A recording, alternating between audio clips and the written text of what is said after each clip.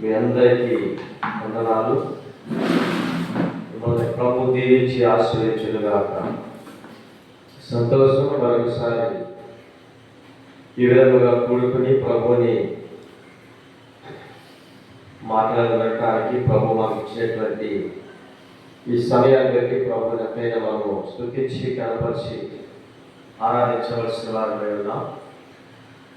దేవుడు ఇంతవరకు మనందరినీ కూడా కాసిన విధానాన్ని బట్టి సజీవుల లెక్కలో మనందరినీ కూడా ఉంచి మరొక రోజు మరొక దినమును దేవుడు మనకి గిఫ్ట్గా ఇచ్చిన దాన్ని బట్టి ప్రభుని ఎంతైనా స్తుతించాలి. సజీవులే కదా ఈరోజు నేను స్తుతిస్తే ఆరాధిస్తున్నానని చెప్పబడుతున్నట్లుగా సజీవులుగా దేవుడు మనం వచ్చినందుకు దేవుని మనం ఎంతైనా ప్రభుని కనపరచవలసిన వారైనా మంచిది. ప్రియమైన దేవుని ప్రజలారా, గతంలో మనం కొన్ని విషయాలను మాట్లాడుకుంటూ వస్తున్నాం. ఈరోజు కూడా కొన్ని విషయాలను ప్రభు యొక్క సన్నిధిలో మనం నిలబడి మాట్లాడటానికి ప్రభువు ఈ విధంగా సిద్ధపరిచిన దాన్ని బట్టి ప్రభువుని మనం స్తుతిస్తున్నాం.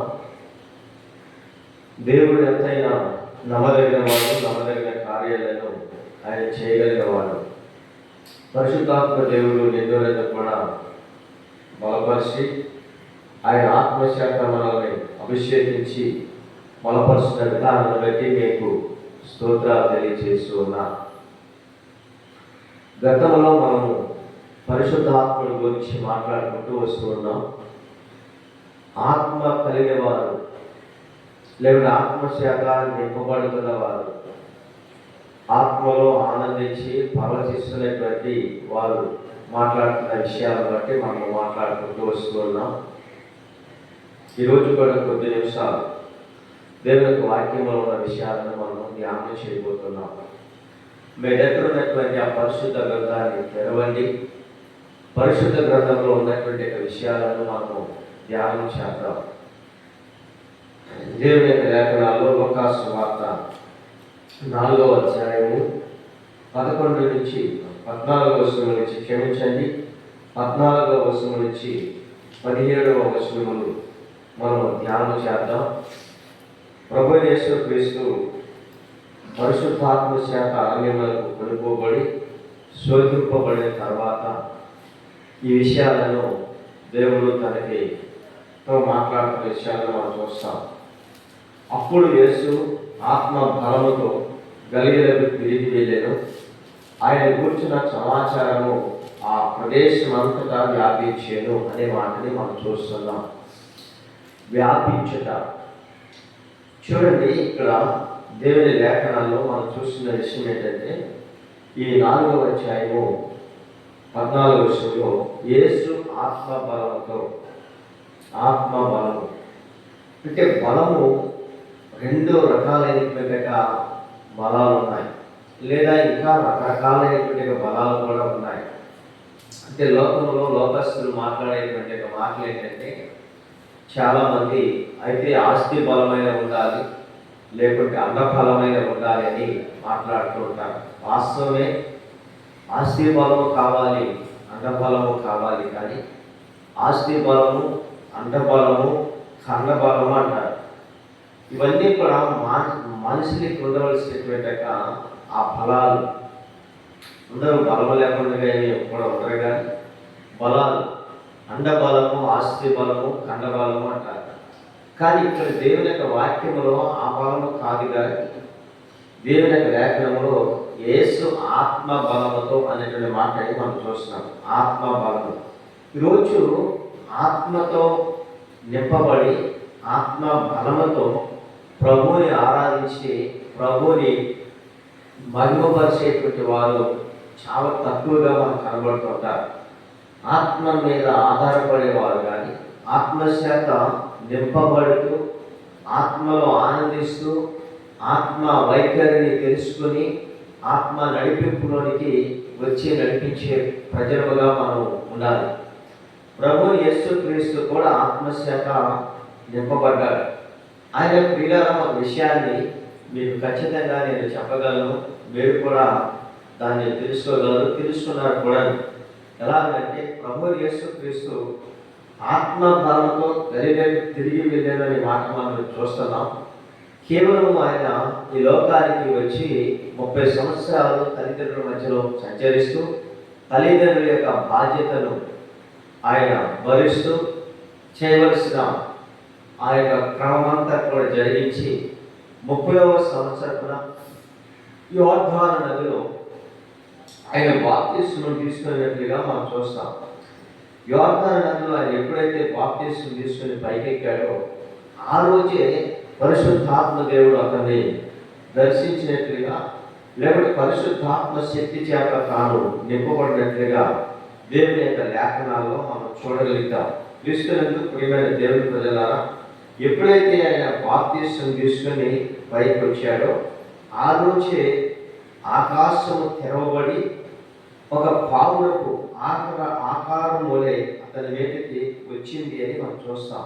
ఈ వెనకమాల రాయబడినటువంటి ఒక మాట కూడా అదే 3వ అధ్యాయము 16వ వచనంలో మత్తయి సువార్తలో. ఇక ఆత్మల గురించి ఎక్కువగా నేను మీతో మాట్లాడుకుంటూ వస్తున్నాను. ఎందుకంటే దేవుడు ఒక్కొక్కరికి ఒక్కొక్క విధమైనటువంటి తలాంతులను ఇస్తాడు, ఒక్కొక్కరికి ఒక్కొక్క విధమైనటువంటి ఆలోచన పెడతాడు, ఒక్కొక్కరికి ఒక్కొక్క విధమైనటువంటి నడిపింపును ప్రభు ఇస్తాడు. అందరూ ఒకే రకంగా ఉండరు. కొంతమంది లావుగా పొడవుగా ఉంటారు, కొంతమంది సన్నగా బక్కగా ఫ్రెష్గా ఉంటారు, కొంతమంది ఎర్రగా ఉంటారు, కొంతమంది నల్లగా ఉంటారు. ఇలాగ మనుషుల్లో ఎలాగైతే తారతమ్యాలు తేడాలు ఉన్నాయో వాక్యం చెప్పేటువంటి బోధకులందరూ కూడా బోధ చేసేవారే కానీ అందరూ ఒకే విధమైనటువంటి రీతిగా బోధ చేయలేరు. ఎందుకంటే దేవుడు వారికి ఇచ్చినటువంటి తలాంతులను బట్టి, దేవుడు వారికి ఇచ్చినటువంటి అభిషేకాన్ని బట్టి, వారికి ఇచ్చిన నడిపింపును బట్టి వారు ఆ వాక్యాన్ని బోధిస్తూ ఉంటారు. కనుక ఈరోజు నేను మీతో చెప్తున్న విషయం, కొంతమంది వారిలాగా నేను బోధించాలి, వీరిలాగా నేను మాట్లాడాలి అని చాలామంది ఏం చేస్తారంటే దాని గురించి కుస్తీ పడతారు, దాని గురించి చాలా పోటీ పడతారు కూడా. నేను ఖచ్చితంగా ఫలానా దైవ సేవకుడు మాట్లాడుతున్నాడు, మనలాగానే నేను మాట్లాడాలి అని చాలామంది కుస్తీ పడుతూ, చాలామంది దాని గురించి వాళ్ళు చాలా పోటీ పడుతూ, లేకపోతే దాని గురించి వాళ్ళు అధ్యయనం చేస్తూ దాని గురించి వాళ్ళు ఎక్కువగా చేస్తూ ఉంటారని ప్రయత్నం చేస్తూ ఉంటారు. ఒక ఈశ్వర్ గారు ఉన్నారు, నేను మరొకరు ఉన్నారు, వారిలాగా నేను మాట్లాడాలని చాలామంది అనుకుంటూ ఉంటారు. చాలామంది దాని గురించి కుస్తీ పడుతూ దాని గురించి జ్ఞాపకం చేస్తూ ఉంటారు. నేను అంటున్న విషయం ఏంటంటే, యేసన్న గారికి ఇచ్చిన తలాంతు వేరు, నీకు ఇచ్చినటువంటి తలాంతు వేరు. దేవుడికి మహిమ కలుగుగాక. ఎందుకంటే దేవుడు అందరికీ ఒకే రకంగా, ఒకే విధముగా, ఒకే రకంగా నడిపించడానికి ఆయన సమర్థుడు, నడిపించగలడు. కానీ దేవుడు నీకు ఇచ్చిన ఆ పరిధిలో, నీకున్న ఆ స్వరము, నీకున్న ఆ జ్ఞానము, నీకున్న ఆ తెలుగుని బట్టి నడిపిస్తాడు తప్ప నీవు ఏదో అయిపోవాలనుకున్నంత మాత్రాన అయిపోవటానికి అది మన చేతుల్లో లేదు, అది మన వల్ల ఎంత మాత్రమో కాదు. ఎందుకంటే మనకంటే చిన్నవారు, మనకంటే వెనకొచ్చిన వారు, మనకంటే చదువు లేని వారు, మనకంటే జ్ఞానం లేని వారు కూడా ఈరోజు నిలవబడి దేవుని వాక్యాన్ని అనాత్మలుగా చెప్పగలిగినటువంటి వారు ఉన్నారు. అలాగని అయ్యో వారు నాకంటూ చాలా వెనకమాలు వచ్చారు కదా, నాకంటే చాలా వెనకమాలు వచ్చినటువంటి వారు చక్కగా వాక్యాన్ని బోధిస్తున్నారు, నేను ఎందుకు చెప్పలేకపోయానని ఒకవేళ అనుకుంటున్నావేమో. లేదు ఇలా నీకు ఇచ్చిన తలాంతు అది, నీకు ఇచ్చినటువంటి అభిషేకం అది, దేవునికి మహిమ కలుగుగాక. ఎవరికి ఇచ్చినటువంటి ఆ తలాంతును, అభిషేకాన్ని వారు వాడుకొని వాళ్ళు దేవుని గణపరిచి మహిమపరచాలి తప్ప వాళ్ళని చూసి, వీళ్ళని చూసి, వాళ్ళ నడిపింపు చూసి, వీళ్ళ నడిపింపు చూసి, వాళ్ళ యొక్క మాట స్వరాన్ని చూసి వారిలాగా మాట్లాడాలి, వారిలాగా జీవించాలి, వారిని జీవించడం మంచిదే, వారి ప్రవర్తన కలిగి నడవటము మంచిదే. కానీ వారిలాగానే నేను స్వరము కలిగి మాట్లాడాలి అనుకునేటువంటి మాత్రం వారికి ఖచ్చితమైనటువంటిది కాదు ఆలోచన.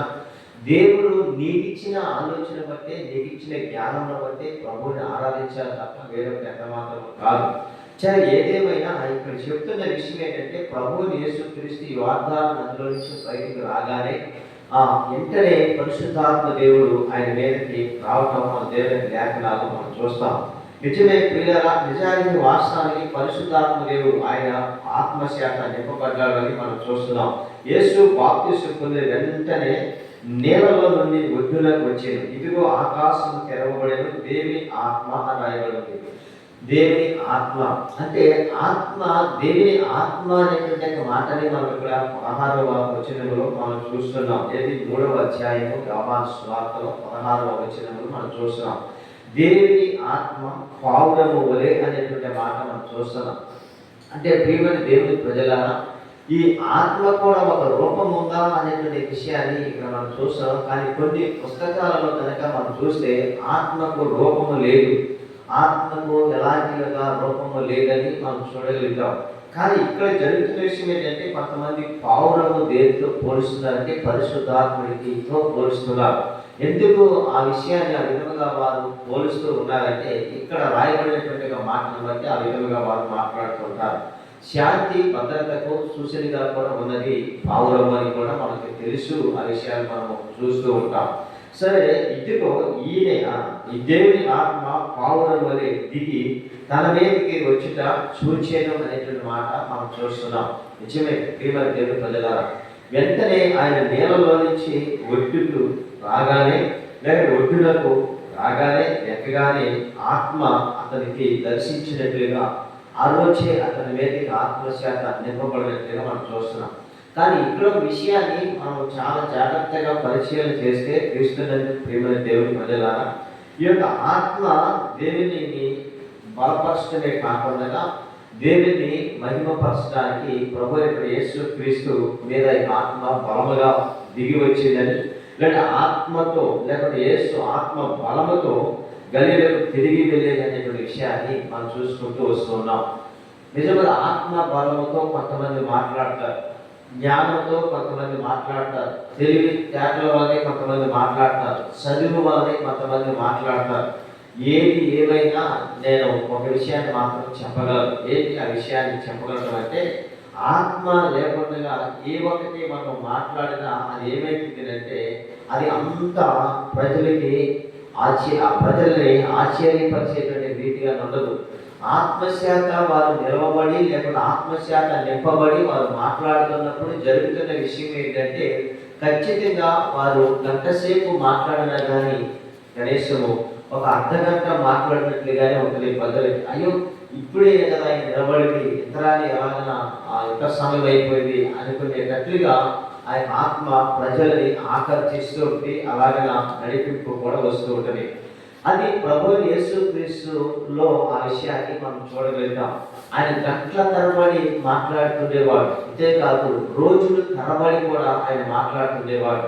నిజంగా యేసు ప్రభు ఆ కొండ మీద 3 పగలు రాత్రులు కూడా అక్కడే ఆ యొక్క ఎస్తైన స్థలంలో నిలవబడి మాట్లాడుతున్నప్పుడు అక్కడికి పుట్టివారు, గుడ్డివారు, మోగవారు, చెవిటివారు, కుష్ఠరోగులు, ఇంకా ఆ అపవాది చేత పీడింపబడుతున్న వారు, అనేకమైనటువంటి ఆ రకరకాలైనటువంటి ప్రజలు అక్కడికి వచ్చి వారు 3 దినాలు కూడా ప్రభు యేసుక్రీస్తు ఆత్మ బలముతో నిండుకునేవాడై మాట్లాడుతున్నప్పుడు ఆ మాటలు వింటున్నటువంటి ప్రజలందరూ కూడా ఏమయ్యారు అంటే ఆకర్షితులైపోయారు.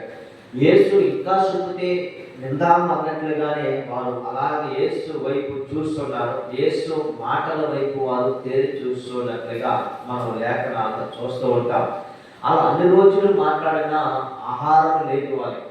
ఆహారం మర్చిపోయారు, నీళ్లు కూడా మర్చిపోయారు. వాళ్ళు ఆహారం మీద కానీ నీళ్ళ మీద కానీ వాళ్ళకి ఇంటి దగ్గర ఉన్నటువంటి సమస్యల మీద కానీ లేకపోతే వారి శరీరంలో కలుగుతున్నటువంటి బలహీనతల విషయంలో కానీ వారు ఏమి కూడా పట్టించుకోకుండా వాళ్ళ 3 రోజులు కూడా ప్రభు దగ్గర ఎలా ఉన్నారంటే ప్రభు మాటలు ఇంకా చెప్తే విందామన్నట్లుగానే వారు ఆ విధంగా ఉన్నారు.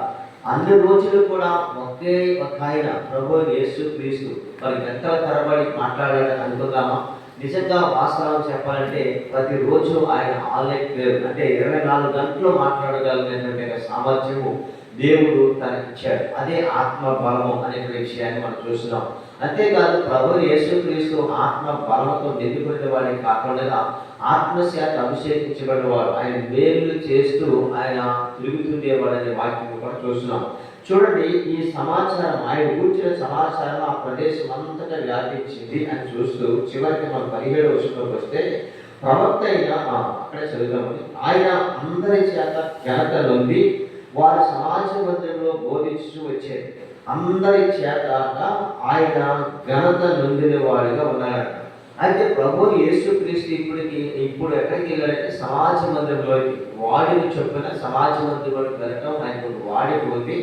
అక్కడ ఉన్నటువంటి సమాజ మందిరంలోనికి, ఆ సమాజ మందిరంలో బోధిస్తూ వచ్చాడు. సమాజ మందిరంలో వెళ్ళాడు, సమాజ మందిరంలో కూడా బోధిస్తున్నాడు. బోధిస్తున్నప్పుడు ఆయన చేతిలో ఏమైనా ఉందానంటే ఆయన ఎక్కడ బోధించినా ఆ యొక్క కొండ మీద బోధించినప్పుడు కూడా ఆయన ధన్యతల గురించి మాట్లాడుకుంటూ వచ్చాడు. మత్తయి సువార్త 5వ అధ్యాయంలో విషయాలని మనం చూస్తూ ఉన్నాం.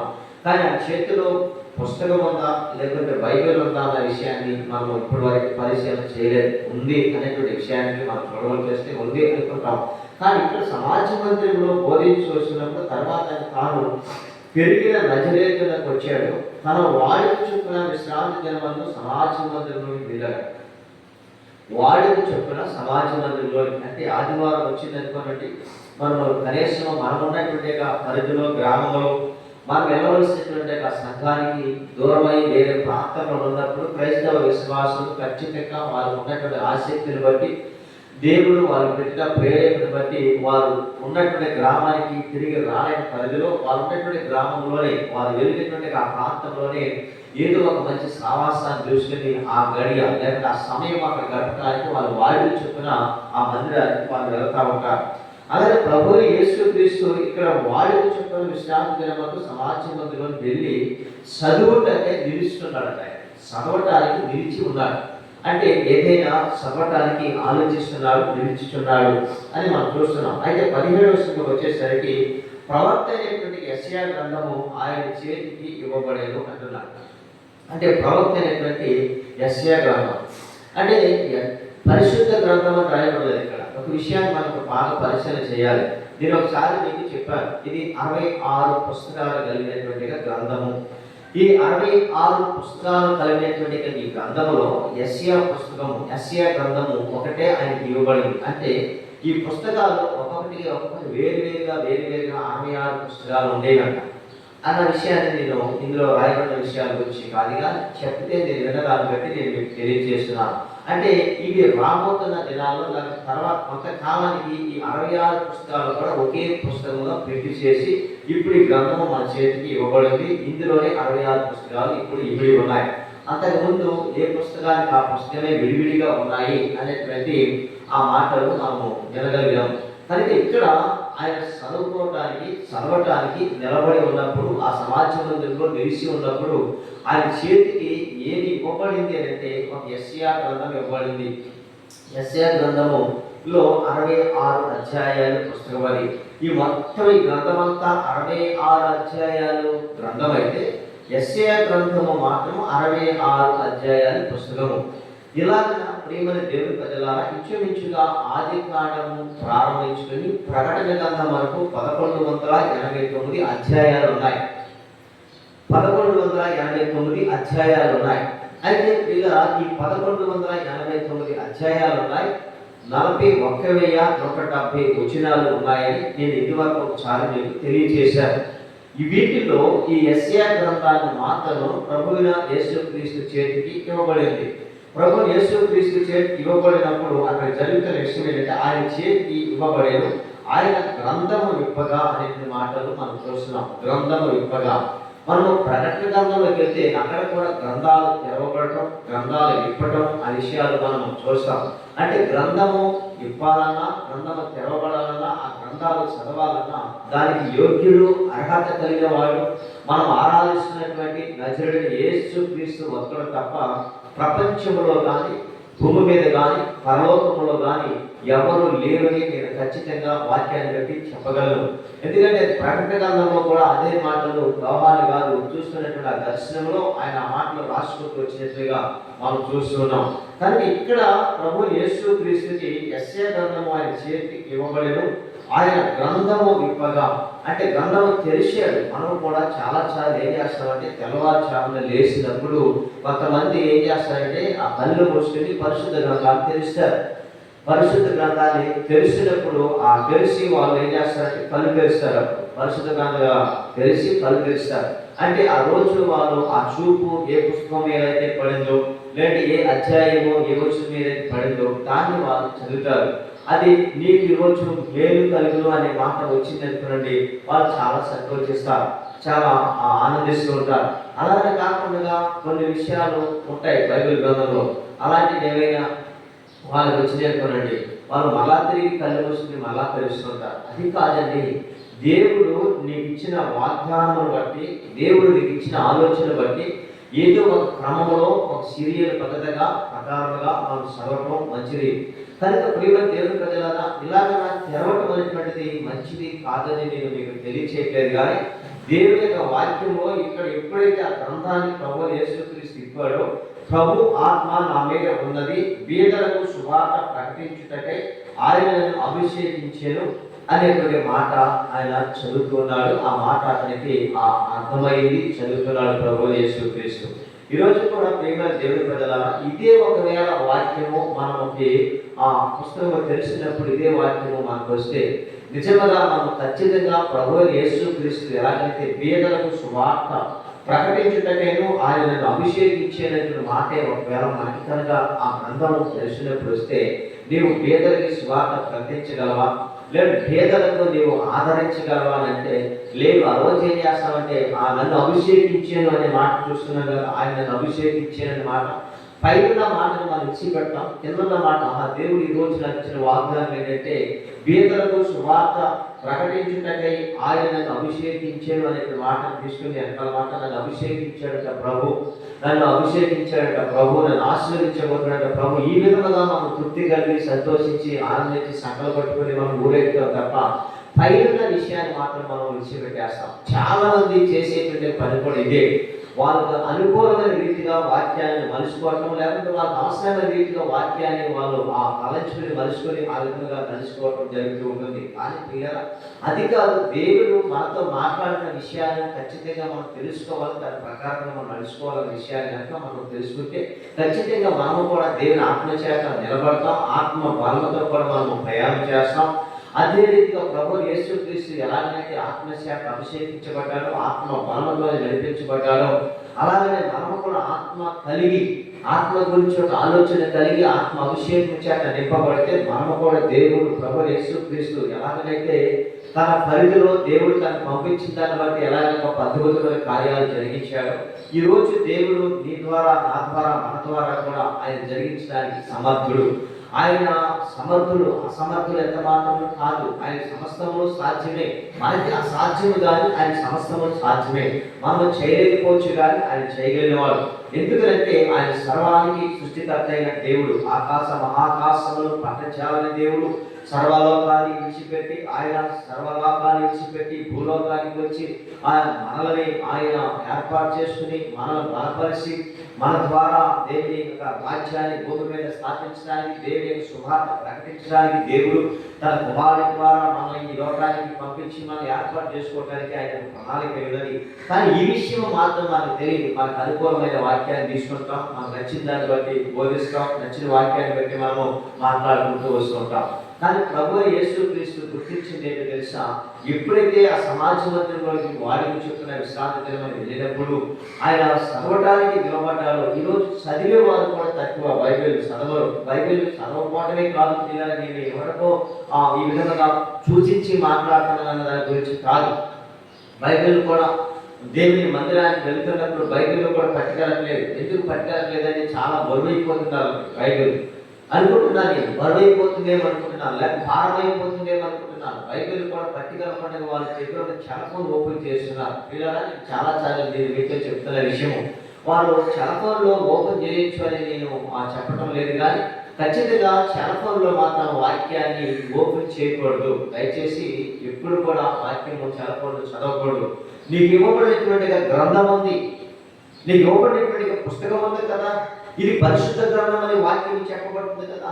ఈ పరిశుద్ధ గ్రంథాన్ని నీవు తెరవాలి తప్ప, ఈ పరిశుద్ధ గ్రంథాన్ని నీవు చదవటానికి ఇష్టపడాలి తప్ప, ఈ పరిశుద్ధ గ్రంథంలో ఉన్న వాక్యాలను నీవు చదవాలి, గ్రంథాన్ని ఇప్పాలి, గ్రంథాన్ని తెరవాలి తప్ప బైబిల్ గ్రంథాన్ని ఇప్పటానికి బదులుగా, బైబిల్ గ్రంథాన్ని తెరవడానికి బదులుగా నీ దగ్గర ఉన్న సెల్ ఫోన్ ఓపెన్ చేసి అందులో వాక్యాన్ని చదువుతూ ఉన్నాం. తర్వాత అయిపోయిన కాసేపటితో తర్వాత రెండో రోజుకో 2 గంటలకు మనం తిరిగి అదే సెల్ ఫోన్లో ఉన్నటువంటి వాక్యాన్ని పక్కన పెట్టి ఏవేవో చూస్తూ ఉంటాం. అది అపవిత్రమైన కార్యములు కాదని, అది దేవుడికి నచ్చేవి కాదు, దేవుడికి మెచ్చేవి కాదని, ఒకే నోటితో లేకపోతే ఒకే జలలో 2 ఓటలు రావు అనేటువంటి వాక్యాన్ని మనం చూస్తున్నాం కదా. ఖచ్చితంగా ప్రియమైన దేవుని ప్రజలారా, అది దేవుని ఎరిగిన మనము ఆ విషయాలు ఖచ్చితంగా మనం చేయకూడదు. ఎందుకు తెలుసా? గ్రంథాన్ని మనం తెరవాలి. గ్రంథాన్ని తెరవటం ద్వారా, గ్రంథాన్ని విప్పటం ద్వారా గ్రంథంలో రాయబడినటువంటి సత్యాలు మనకు బయలుపరచబడతాయి.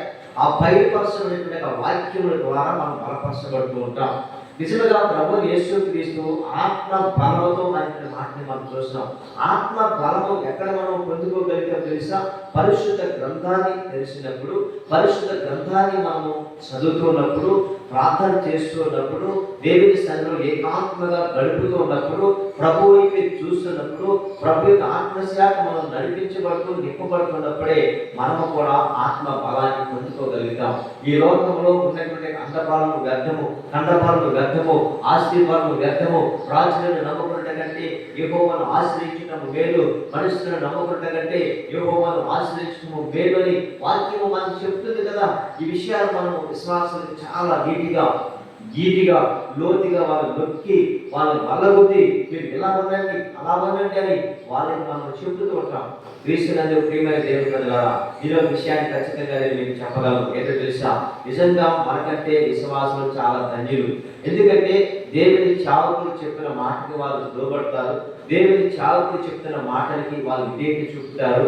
అంతేకాదు దేవుడు చెప్పిన మాట కంటే దేవుని చావుకులు చెప్తున్న దాన్ని బట్టి వాళ్ళు లోబడి విధేయత చూపుతారు. వాళ్ళు అందుకే ధన్యులు. వాళ్ళు చదువుతారు గ్రంథాన్ని, చావుకులుగా మనం చెప్తున్న మాటలు వాళ్ళు చక్కగా పూర్తిగా తప్పకుండా పాటించి దాని ప్రకారంగా నడిపించబడుతూ ఉంటారు. కానీ చావుకుడు చెప్తాడు కానీ చేయలేడు. చావుకుడు వారికి బోధిస్తాడు కానీ తిరిగి తాను బోధించబడలేడు. ఇది వాస్తవం, బైబిల్ గ్రంథమే చెప్తుంది. కనుక దయచేసి మనం ఆ విధంగా ఉండకూడదు. చెప్పేవారి వల్ల మాత్రమే కాకుండా చెప్పింది చేసేవారిని ఉండాలి. ప్రభువు యేసుక్రీస్తు ఏదైతే చెప్పాడో అది చేశాడు, ఏదైతే చేశాడో అదే ఆయన విన్నాడు, అదే చేశాడు, అదే దాన్ని ఖచ్చితంగా తన ప్రకారంగా నడిపించబడ్డాడు. కనుక చెప్పింది చేశాడు, చేసింది చెప్పాడు. అందుకనే ఆయన ఒక మనకి మాదిరి. మనం చెప్తాము చేయలేము, చేస్తాము చెప్పలేము. ఈ రెండు మనలో ఉన్నాయి. అలాగే కాకుండా ప్రభువు యేసుక్రీస్తు మనకు మాదిరి కనుక ఆయన ఏదైతే చెప్పాడో చెప్పిన దాన్ని బట్టి ఆయన నడిపించబడ్డాడో, ఆయన నడిపించిన దాన్ని బట్టి చెప్పాడు. అలాగే మనం చెప్పిన దాన్ని బట్టి కూడా మనం నడిపించబడాలి, నడిపించిన దాన్ని బట్టి కూడా మనం చెప్పాలి. ఈ 2 విషయాలు మనం కూడా చేస్తే ఖచ్చితంగా ఆత్మ బలమని పొందుకుంటాం. సరే, ప్రభు ఆత్మ నా మీద ఉన్నది బీదలకు సువార్త ప్రకటించుటకై. అంటే బీదలకు సువార్త ప్రకటించడమే కాదు, బీదలను పోషించాలి, బీదలను కటాక్షించేవాడు ధన్యుడు అనేటువంటి వాక్యము కూడా మనం చూస్తాం. చివరికి ఆయన అంటాడు, ఆయన నన్ను అభిషేకించేను అనేటువంటి మాట మనం చూస్తున్నాం. చూడండి పిల్లల, ఆయన నన్ను అభిషేకించేను. దేవుడు ఎన్నో నన్ను కూడా ఈ యొక్క రోజు ప్రభు మనం అభిషేకిస్తున్నాడు. ఎందుకు అభిషేకిస్తున్నాడు అనంటే ఖచ్చితంగా ఈ విషయాన్ని నేను మీతో మాట్లాడగలను. బీదలకు సువార్త ప్రకటించడానికి, అంటే వాక్యము వెరగని వారికి సువార్త ప్రకటించాలి, వాక్యము తెలియని వారికి సువార్త ప్రకటించాలి. అంతేగాని వాక్యము ఎరిగిన వారికి ఒక సమాజానికి వెళ్ళి వాళ్ళు బలపరచబడుతూ ఆధ్యాత్మికంగా అభివృద్ధిపరచబడుతూ దేవుని యొక్క సేవలో రాణిస్తూ దేవుని పరిచయంలో వారు పాలుభాగస్తులవుతూ దేవుని సేవకులకి సపోర్ట్గా ఉన్నటువంటి వాళ్ళ దగ్గరికి వెళ్ళి గుట్టనంతలాగా మనం వాళ్ళకి వేరే మాటలను తెలియచేసి వారు వేరు చేయడం అనేటువంటిది అది సరైనటువంటి బోధ కాదు అనేది మీకు ఖచ్చితంగా చెప్పగలను. ఎందుకంటే వాళ్ళు పెరుగుతున్నారు, ఎక్కడ చోట పెరగనివ్వండి. ఇంకా అవసరమైతే చేతనవతే వాళ్ళు బలపరచండి, ప్రోత్సహించండి. వెళ్తున్నారా వెళ్ళండి, ప్రభుని ఆరాధిస్తున్నారా ఆరాధించండి, మహిమపరుస్తున్నారా మహిమపరచండి, దేవుని గురించి ఇంకా ఎక్కువగా తెలుసుకోనండి, పరిచయం చేయండి. వాళ్ళు ఎక్కడే చేయాలి తప్ప అక్కడే ఉంది ఇగో చిన్నోటండి, అక్కడే ఉంది అక్కడ ఆత్మ లేదు, ఇక్కడే ఉంది ఆత్మ. ఇలాంటి విషయాలు కూడా సంబోధించేటువంటి వారు చాలా మంది లేకపోలేదు ప్రియారా. ఈ విషయాలు ఇప్పుడు కూడా ఆ విధంగా మీరు సంబోధించవద్దు. బలపరచండి, ఎంకరేజ్ చేయండి, ప్రోత్సహించండి. ఎక్కడ చోటన వాడు తాను బలపరచబడుతున్నాడు. అలా కాకుండా సేవకులు ఒకవేళ ఆ సంఘాన్ని, ఆ విశ్వాసాన్ని విడిచిపెట్టేశాక, ఆ కుటుంబాన్ని విడిచిపెట్టేశాక, వాళ్ళు ఒకవేళ కాపర్ లేని గొర్రె వల్లే వాళ్ళు విసిగి చెదిరి ఉన్నారా, వాళ్ళ దగ్గరికి వెళ్ళి బలపరిచిన వాళ్ళ తిరిగి వాళ్ళని కట్టండి. అప్పుడు వాళ్ళు బలపరచండి, ఆత్మశాఖ నడిపించండి, సంఘంలోకి వాళ్ళని తోడుకుని రండి. వాళ్ళ సంఘంలో నిలబెట్టి నీవు ఎలాగైతే ఆత్మ బలమతో నింపబడ్డావో అదే ఆత్మ బలమతో వాళ్ళను కూడా నింపి వాళ్ళని కూడా బలపరిచి దేవుని రాజ్యానికి వారసులుగా చేయండి. అట్టి కృప దేవుడి మీకు నాకు అందరికీ అనుగ్రహించునుగాక. దేవుడి వాక్యము మన మిమ్మల్ని దీవించునుగాక. చిన్న ప్రార్థన చేసుకుందాము. పరిశుద్ధమును నమ్మకమును పరలోకమందున్న మా తండ్రి, మీకు స్తోత్రాలు వందనాలు తెలియజేస్తూ ఉన్నాను ప్రభువా. ఈ మరొకసారి రోజు మీ యొక్క సన్నిధిలో ఈ విధంగా నిలవబడి మీ మాటలు కొద్ది నిమిషాలు మాట్లాడడానికి మీరు నాకు ఇచ్చిన కృపను బట్టి మీకు స్తోత్రాలు వందనాలు తెలియజేస్తున్నాను. యేసు ఆత్మతో ప్రభువా నిండిపోయిన వాడై ఆత్మ బలముతో గలిలకు తిరిగి వెళ్ళినప్పుడు, వారిని చెప్పిన సమాజ మందిరంలోకి వెళ్ళి బోధించడానికి నిలిచినప్పుడు, మీకు ఒక గ్రంథం నాయన ఇవ్వబడినప్పుడు, చదవటానికి అది ఇప్పినప్పుడు నాయన అందులో ప్రభా యెషయా రాయబడిన మాటలు ప్రభా, ప్రభు యొక్క ఆత్మ నా మీద ఉన్నది, వేదాలకు శుభార్త ప్రకటించడంపై నేను అభిషేకించి ఉన్నాడని మాటలు మాకు మీరు తెలియజేశారు. ఈరోజు మీ ప్రజలమైన మాటలు అభిషేకించండి ఆయన. పేదలకు శుభార్త ప్రకటించడానికి, అంటే వాక్యము ఎరిగిన వారికి ప్రకటించడానికి, అన్ని చిన్నులకు అలాగే ప్రభు అనేకమైనటువంటి వారికి దీన్ని గురించిన వార్త తెలియని వారికి తెలియజేసే అభిషేకాన్ని మాకు అందరి మీద బలముగా ఉంచుకుని సహాయం దయచేసి ప్రార్థిస్తున్నాం. బలహీనులను బలపరచండి, వ్యాధిగ్రస్తులను స్వస్థపరచండి, దీర్ఘకాలపు రోగులను బాగు చేయండి, సంఘాలను బలపరచండి, సంఘ కాపులను దీవించి ఆశీర్వదించండి. సంఘాల్లో ఉన్న కలవరాలు కలతలు వేసినాము, కొట్టివేసినాం. ప్రతి సంఘాన్ని సమృద్ధిని క్షేమాన్ని దయచేయండి. అదేవిధంగా ప్రభావి స్తోత్రాలు వందనాలు ప్రభావ విడుదల, విమోచన, రక్షణ, స్వస్థత, ఆశీర్వాదాలు కృపలో అనుగ్రహించి మహిమ తెచ్చుకోవడం, సమస్త ఘనత మహిమ ప్రభావాలను మీరు మాత్రమే పొందుకోవడం మీ ప్రియ కుమారుడు రక్షకుడైన యేసు క్రీస్తు నామములో ఈ ప్రార్థనను సమర్పించి పొందినాము తండ్రి. ఆమేన్. God bless you. దేవుడు మిమ్మల్ని కుటుంబాన్ని దీవించును గాక.